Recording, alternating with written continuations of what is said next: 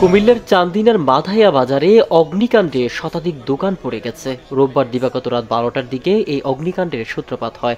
চান্দিনা, কুমিল্লা ও Daudkandi fire সার্ভিসের ৬টি unit টানা ২ ঘণ্টা কাজ করে রাত ২টার দিকে আগুন নিয়ন্ত্রণে আনে। ফায়ার সার্ভিস সূত্রে জানা গেছে, ঢাকা-চট্টগ্রাম মহাসড়ক সংলগ্ন মাধাইয়া বাজার মসজিদের পাশের একটি মিষ্টি দোকান থেকে আগুনের সূত্রপাত হয়। ওই আগুন মুহূর্তের মধ্যেই আশপাশের টিন শেড দোকানগুলোতে ছড়িয়ে পড়ে।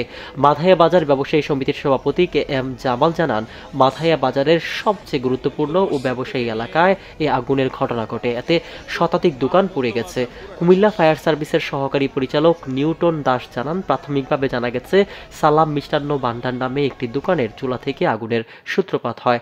আগুন নেভানোর পানি আনতে হয়েছে দূরের পুকুর থেকে। সেই সঙ্গে মহাসড়কে যানজট থাকায় আগুন নেভাতে বেগ পেতে হয়েছে। মোট কয়টি দোকান ভূষীভূত হয়েছে তা এখনও নিশ্চিতভাবে বলা যাচ্ছে না, তবে ধারণা করা হচ্ছে শতাধিক দোকান পুড়ে গেছে। কুমিল্লা থেকে মিজানুর রহমানের রিপোর্ট, আমার বার্তা।